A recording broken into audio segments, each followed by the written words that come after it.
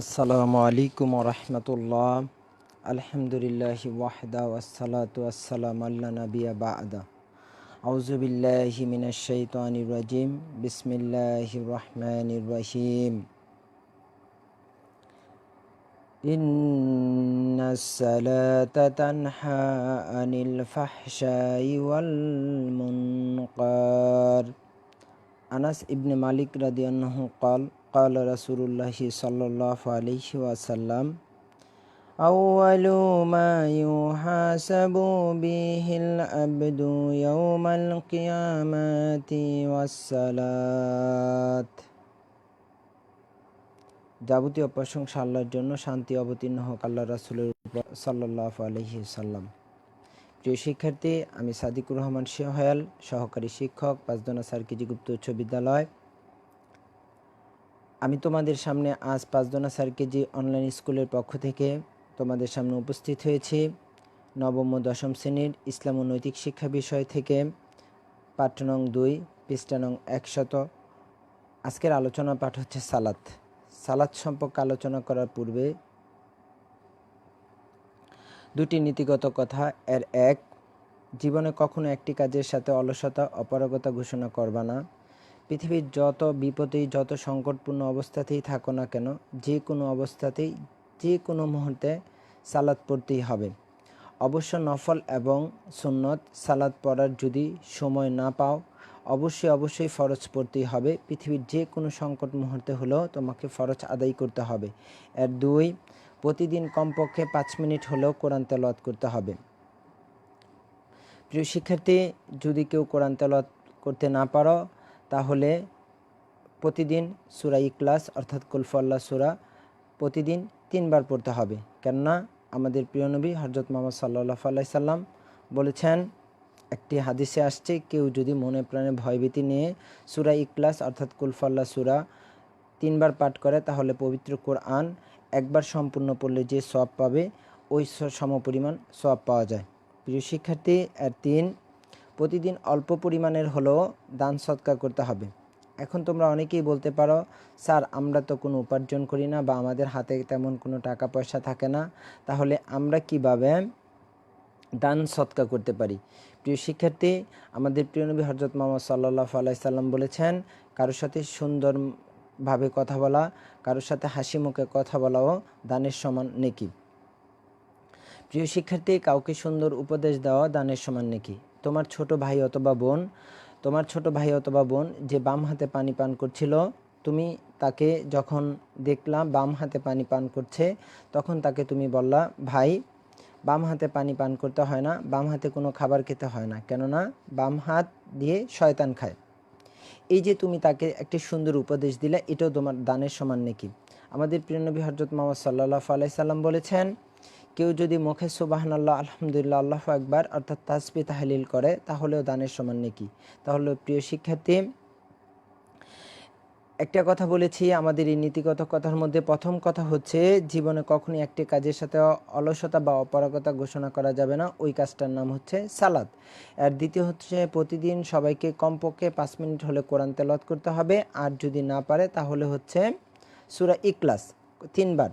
প্রিয় শিক্ষার্থী, সবাইকে দান সদকা করতে হবে। যদি কেউ না পারে, তাহলে অবশ্যই তাকে মানুষের সাথে হাসি মুখে কথা বলতে হবে, কারণ মানুষের সাথে হাসি মুখে কথা বললেও দানের সমান নেকি, অথবা তাকে সুন্দর উপদেশ দিতে হবে। প্রিয় শিক্ষার্থী, তাহলে আমরা কথা না বাড়িয়ে আমরা চলে যাই। আজকে হচ্ছে সালাত সম্পর্কে আলোচনা করার পূর্বে তোমাদের সামনে বলে নেই সালাতের বিষয় হবে। প্রথমে অর্থাৎ সালাতের পরিচয়, দ্বিতীয়ত আলোচনা হবে সালাতের ধর্মীয় গুরুত্ব, তৃতীয়ত আলোচনা হবে সালাতের সামাজিক গুরুত্ব, এবং চতুর্থ আলোচনা হবে সালাত থেকে আমরা কি শিখতে পারি। প্রিয় শিক্ষার্থী, সালাত আরবি শব্দ, এর ফার্সি শব্দ, এর অর্থ হচ্ছে দোয়া করা, ক্ষমা প্রার্থনা করা এবং রহমত বা দয়া কামনা করা। যেহেতু সালাতের মাধ্যমে বান্দা তার প্রভুর একদম নিকটে অর্থাৎ তার সান্নিধ্যে দোয়া, ক্ষমা বা রহমত প্রার্থনা করে, তাই একে সালাত বলে। ইসলামে 5টি স্তম্ভ বা রুকনের উপর প্রতিষ্ঠিত, এর মধ্যে সালাত হচ্ছে দ্বিতীয়। আমাদের প্রিয় নবী হযরত মুহাম্মদ সাল্লাল্লাহু আলাইহি সাল্লাম বলেছেন যে ইসলাম 5টি স্তম্ভের উপর এর এক, কেউ যদি মুসলিম হতে চায় বা ইসলাম ধর্ম গ্রহণ করতে চায় তাহলে তাকে প্রথমেই স্বীকার করে নিতে হবে আশহাদু আল্লাহ ইলাহা ইল্লাল্লাহু ওয়া আশহাদু আন্না মুহাম্মাদান আবদুহু ওয়া রাসূলুহু, অর্থাৎ আমি সাক্ষ্য দিচ্ছি যে আল্লাহ ব্যতীত কোনো উপাস্য নেই এবং মুহাম্মদ সাল্লাল্লাহু আলাইহি সাল্লাম আল্লাহর প্রেরিত রাসূল এবং বান্দা, তার বান্দা। প্রিয় শিক্ষার্থী, এর দুই, কেউ যদি মুখে কালিমা স্বীকার করে নেয়, এর দুই হচ্ছে তাকে সালাত আদায়। আজকে যেহেতু আমাদের আলোচনার পাঠ হচ্ছে সালাত, তাহলে ইসলামের দ্বিতীয় রুকন হচ্ছে সালাত। সালাত তৃতীয় কাজ হচ্ছে জাকাত দেওয়া, চতুর্থ কাজ হচ্ছে রমজান মাসের সিয়াম পালন করা, পঞ্চম কাজ হচ্ছে হজ পালন করা। আমাদের প্রিয় নবী হযরত মুহাম্মদ সাল্লাল্লাহু আলাইহি সাল্লাম বলেন, যেটা আনাস রাদিয়াল্লাহু হতে বর্ণিত, তিরমিজি শরীফের একটা হাদিস, যে আল্লাহ রাসূল বলেন, কিয়ামতের দিন বান্দার কাছ থেকে সর্বপ্রথম নামাজের হিসাব নেওয়া হবে, অর্থাৎ সালাতের হিসাব নেওয়া হবে। মহান আল্লাহ তাআলা মুমিনের উপর দৈনিক 5 ওয়াক্ত সালাত ফরজ করেছেন। ওই সালাতগুলো হচ্ছে ফজর, জোহর, আসর, মাগরিব এবং ঈশা।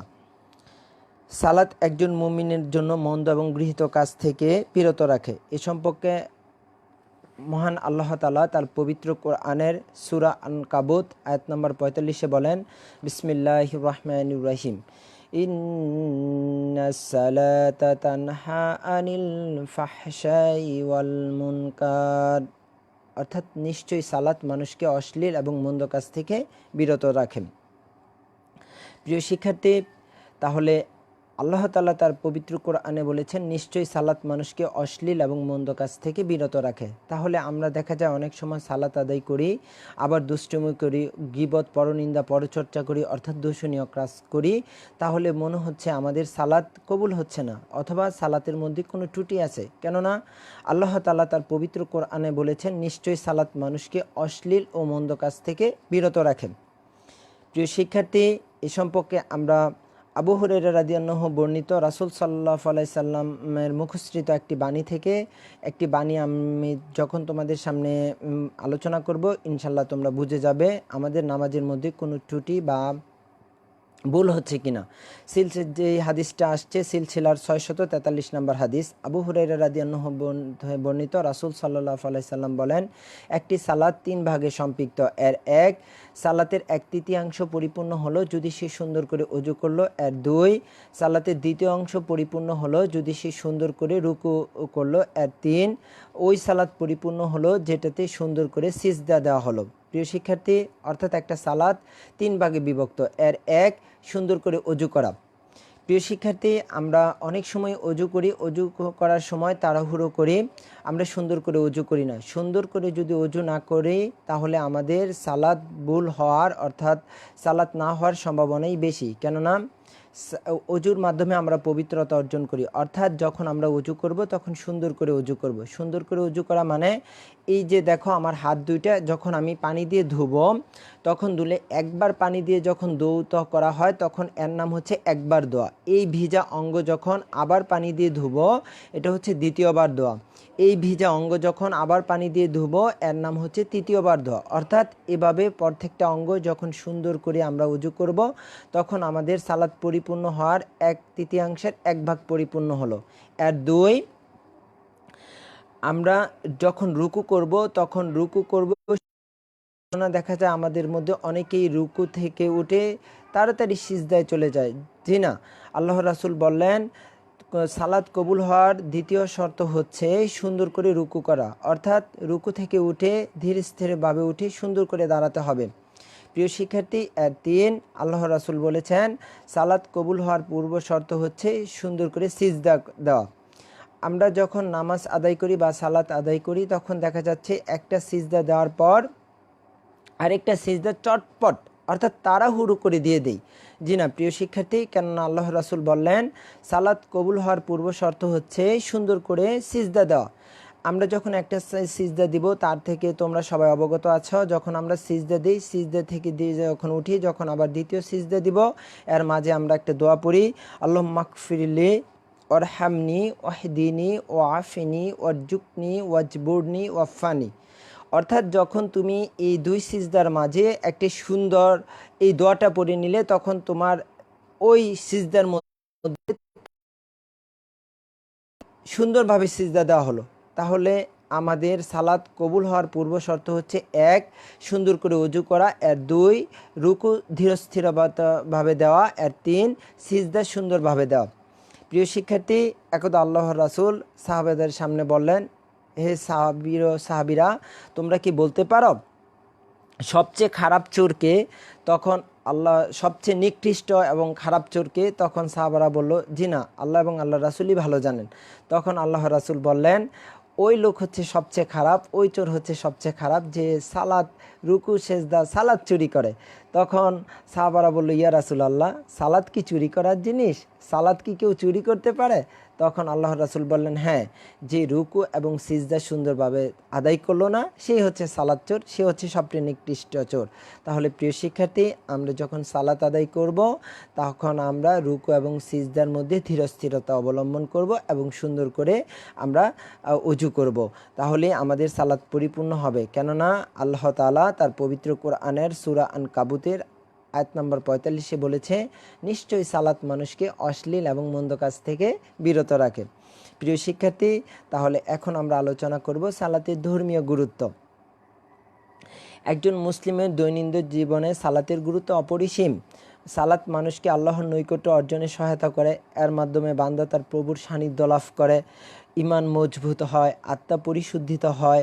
সালাত খুব সকালে ঘুম থেকে উঠতে অভ্যস্ত করে তোলে। অর্থাৎ যে ফজর নামাজ আদায় করবে, সে খুব সকালে ঘুম থেকে উঠে সুন্দর করে অজু করে সালাত আদায় করে, যার কারণে তার স্বাস্থ্যেরও অনেক উপকার ঘটে। প্রিয় শিক্ষার্থী, এ সম্পর্কে আমাদের প্রিয় নবী হযরত মুহাম্মদ সাল্লাল্লাহু আলাইহি সাল্লাম বলেছেন,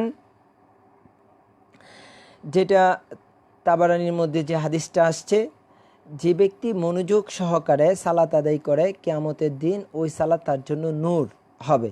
প্রিয় শিক্ষার্থী, কত সুন্দর কথা আমাদের প্রিয় নবী হযরত মুহাম্মদ সাল্লাল্লাহু আলাইহি সাল্লাম বলেছেন।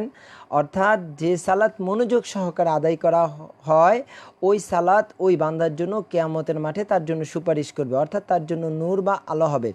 প্রিয় শিক্ষার্থী, তোমাদের সামনে আমি আরেকটা হাদিস বর্ণনা করছি। আবু হুরায়রা রাদিয়াল্লাহু আনহু হতে বর্ণিত, রাসূল সাল্লাল্লাহু আলাইহি সাল্লাম বলেন যে, কেউ যদি সুন্দর করে অজু করলো এবং ২ রাকাত সালাত আদায় করলো, মনে মনে কোনো কথা বললো না, তাহলে তার পূর্ব জীবনের যত পাপ আছে আল্লাহ তা মিটিয়ে দিবেন এবং তাকে জান্নাত দান করাবেন। প্রিয় শিক্ষার্থী, তাহলে আমরা যখন সালাত আদায় করব, এর পূর্ব শর্ত হচ্ছে সুন্দর করে অজু করব এবং সালাত মনোযোগ সহকারে আদায় করব। তাহলেই ওই সালাত আমাদের কিয়ামতের মাঠে আমাদের জন্য নূর হবে, অর্থাৎ আমাদেরকে আল্লাহ তাআলার যে গজব এবং আযাব আছে ওটা থেকে আমাদেরকে রক্ষা করবে।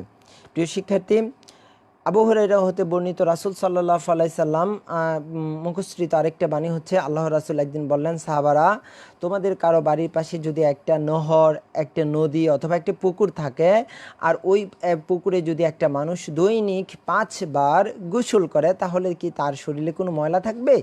তখন সাহাবারা বলল, ইয়া রাসূলুল্লাহ, না, কখনোই এটা সম্ভব না, কারণ কোনো মানুষ যদি 5 বার গোসল করে, তার শরীরে কোনো ময়লাই থাকবে না। তখন আল্লাহ রাসূল বললেন, কেউ যদি দৈনিক 5 ওয়াক্ত নামাজ পড়ে সুন্দর করে ওযু করে, তাহলে তারও কোনো গুনাহ থাকবে না। প্রিয় শিক্ষার্থী, এই সম্পর্কে আল্লাহ রাসূল আরও বলেন, নিশ্চয়ই সালাত হচ্ছে ঈমান এবং কুফরের মধ্যে পার্থক্যকারী। অর্থাৎ যারা সালাত আদায় করে না তারা এবং যারা সালাত আদায় করে, এর মধ্যে পার্থক্যকারী জিনিস হচ্ছে আমাদের কুফর। মানুষ যে সালাত আদায় করে, সালাত হলো ঈমান এবং কুফরের মধ্যে পার্থক্যকারী। অর্থাৎ যে সালাত আদায় করে সে ঈমানের মধ্যে থাকলো, আর যে সালাত আদায় করলো না সে ঈমানের মধ্যে নেই। কেননা আল্লাহ রাসূল এই কথাটা বলেছেন, যেটা তিরমিজি শরীফের হাদিসে আসছে। প্রিয় শিক্ষার্থী, মহানবী সাল্লাল্লাহু আলাইহি সাল্লাম জামাতের সাথে সালাত আদায় করার গুরুত্ব অনেক দিয়েছেন। আমাদের প্রিয় রাসূল হযরত মুহাম্মদ সাল্লাল্লাহু আলাইহি সাল্লাম বলেন, কেউ যদি বাড়িতে সালাত আদায় না করে মসজিদে জামাতের সহিত সালাত আদায় করে, তাহলে 27 গুণ বেশি সওয়াব পাওয়া যায়। প্রিয় শিক্ষার্থী, তাহলে আমরা সবাই চেষ্টা করব নিয়মিত সালাত আদায় করার জন্য এবং ওই সালাত যেন আমরা জামাতের সহিত আদায় করতে পারি। প্রিয় শিক্ষার্থী, তাহলে এতক্ষণ তোমরা শুনলা সালাতের ধর্মীয় গুরুত্ব। এখন আমরা শুনব সালাতের সামাজিক গুরুত্ব। পবিত্র কোরআনের বহু স্থানে আল্লাহ তাআলা সম্মিলিতভাবে সালাত আদায় করার কথা বলেছেন। সালাতের কারণে দৈনিক 5 বার মুসলমানগণ এক স্থানে মিলিত হওয়ার সুযোগ পায়, একে অপরের খোঁজ খবর নিতে পারে, সুখে দুঃখে একে অপরের সহযোগিতা করতে পারে। এতে তাদের মধ্যে সামাজিক বন্ধন আরও সুদৃঢ় হয়। এমনকি সালাতের সারিতে দাঁড়িয়ে উঁচু নিচু, ধনী গরিব, সাদা কালো, বেটে লম্বা কারো মধ্যেই কোনো ভেদাভেদ থাকে না। সুতরাং এর মাধ্যমে সালাতের মাধ্যমে তাদের মধ্যে সাম্যতার সৃষ্টি হয়। সালাতের মাধ্যমে কোনো ধনী গরিব বা মানুষের ছোট বড় এর মধ্যে কোনো বৈষম্য থাকে না। এর মাধ্যমে আমাদের যে সালাত আছে এর মাধ্যমে সালাতের সামাজিক গুরুত্ব রক্ষা হয়। সালমান ফার্সি রাদিয়াল্লাহু বলেন, রাসূল সাল্লাল্লাহু আলাইহি সাল্লাম হতে বর্ণিত ওই হাদিসটি, সালমান ফার্সি রাদিয়াল্লাহু বলেন, আল্লাহ রাসূল বলেছেন, যখন কোনো বান্দা সালাত আদায় করে তখন তার সমস্ত পাপগুলো আল্লাহ তাআলা তার মাথার মধ্যে জমা রাখেন। যখন সে সিজদা দেয় তখন ওই গুনাহগুলো, ওই পাপগুলো ঝরে যায়। প্রিয় শিক্ষার্থী, তাহলে আমরা যদি নিয়মিত সালাত আদায় করি তাহলে আল্লাহ তাআলা আমাদের যে গুনাহ আছে ওই গুনাহগুলো মিটিয়ে দিবেন, অর্থাৎ ক্ষমা করে দিবেন। এবং এর মাধ্যমে আমরা যখন সালাত আদায় করব তখন আমাদের মধ্যে হিংসা, পরনিন্দা এগুলো কেটে যাবে এবং আমাদের মধ্যে সাম্যতা অর্থাৎ ভ্রাতৃত্ববোধ সৃষ্টি হবে। প্রিয় শিক্ষার্থী, তাহলে আমরা এতক্ষণ আলোচনা করলাম সালাতের সামাজিক গুরুত্ব। এখন আমরা আলোচনা করব সালাত থেকে আমরা কি শিক্ষা গ্রহণ করতে পারি, অর্থাৎ সালাতের মাধ্যমে আমরা কি আমাদের বাস্তবিক জীবনে কাজে লাগতে পারে। প্রিয় শিক্ষার্থী, সালাত আমাদের মধ্যে সময়ের গুরুত্ব এবং শৃঙ্খলাবোধ শেখায়। 3, সালাতের মাধ্যমে মানুষ পরিচ্ছন্ন জীবনযাপন করতে উদ্বুদ্ধ হয়। কেননা কোনো মানুষই অপরিষ্কার এবং নোংরা অবস্থায় সালাত পড়ে না। এজন্য সালাতের মাধ্যমে মানুষ পরিচ্ছন্ন জীবনযাপনে উদ্বুদ্ধ হয়।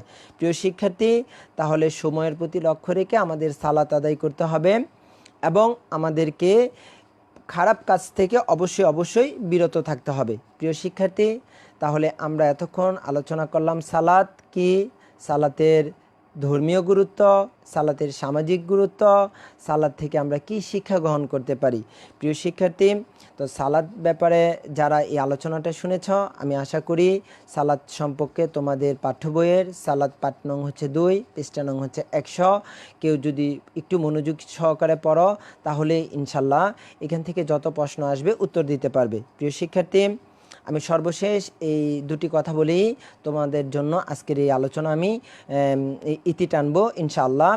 আমাদের প্রিয় নবী হযরত মুহাম্মদ সাল্লাল্লাহু আলাইহি সাল্লাম বলেছেন, আল্লাহ তাআলা বলেন, ওই মানুষের জন্য আল্লাহ তাআলা জিম্মেদারিত্ব নিয়ে নেয়, তার ভালো মন্দ সব কিছু আল্লাহর জিম্মেদারিত্বে চলে যায়। ওই লোকের জন্য যে লোক সুন্দর করে অজু করে আল্লাহ তাআলার সালাত আদায় করে এবং তাকে ডাকার জন্য সময় বের করে নেয়, অর্থাৎ যে দৈনিক 5 ওয়াক্ত সালাত আদায় করে এবং সুন্দর করে অজু করে এবং আল্লাহ তাআলার যে আযাব ওইটাকে সে ভয় পায় এবং তার রহমতের আশায় যে সালাত আদায় করে এবং সালাত ব্যাপারে যে সচেতন থাকে, আল্লাহ তাআলার ওই লোকের জিম্মেদারিত্ব নিয়ে নেয়, অর্থাৎ তার ভালো মন্দ সব কিছু আল্লাহর জিম্মেদারিত্বে চলে যায়। 2, ওই মানুষের জিম্মেদারিত্ব আল্লাহর কাছে চলে যায় যে মানুষ সালাম দিয়ে বাড়িতে প্রবেশ করে এবং সালাম দিয়ে বাড়ি থেকে বের হয়। প্রিয় শিক্ষার্থী, আমরা যখন বাড়িতে প্রবেশ করব তখন সালাম দিয়ে ঢুকব এবং যখন বাড়ি থেকে বের হব তখনও আমরা সালাম দিয়ে বের হব। কেননা এই কাজটা যদি আমরা করি তাহলে আল্লাহ তাআলা আমাদের সকল জিম্মেদারিত্ব নিয়ে নেবে, অর্থাৎ আমাদের ভালো মন্দ সব আল্লাহ তাআলা নিয়ে নেবেন। প্রিয় শিক্ষার্থী, তাহলে আশা করি তোমরা এই সালাত সম্পর্কে আলোচনাটা যদি মনোযোগ সহকারে শুনে থাকো তাহলে ইনশাল্লাহ অনেক উপকারে আসবে।